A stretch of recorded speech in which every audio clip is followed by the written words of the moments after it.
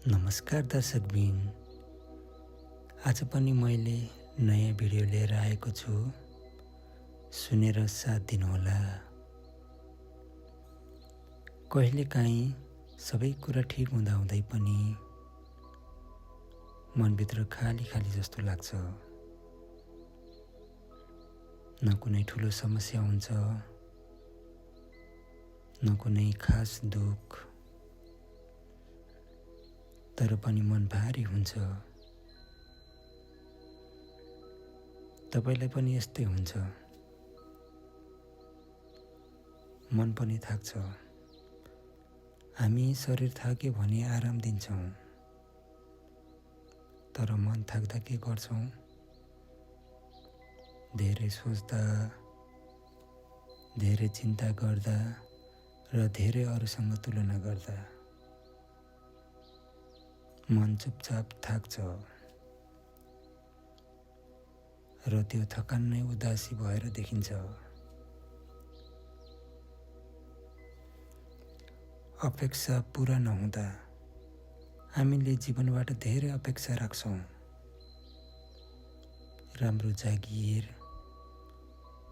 राम्रो सम्बन्ध र सफल जीवन। तर जब यी कुरा ढिला हुन्छन् वा नपाउँदा मनभित्र निराशा बढ्छ। अरूसँग तुलना गर्ने बानी।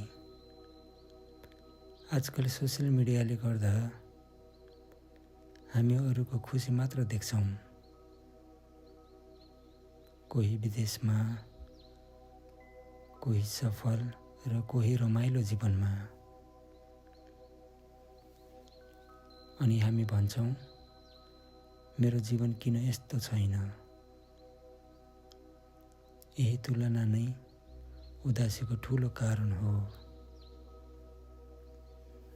एक्लोपन धेरै मानिस बीचमा हुँदा पनि मानिस एक्लो महसुस गर्न सक्छ। कसैसँग मनको कुरा नहुनु, बुझ्ने मान्छे नहुनु, यो पनि उदासीको कारण हो। जीवनको अर्थ खोज्दा कहिलेकाहीँ हामी सोच्छौँ, म किन बाँचिरहेको छु? मेरो उद्देश्य के हो? यी गहिरा प्रश्नहरूले मनलाई भारी बनाउँछ।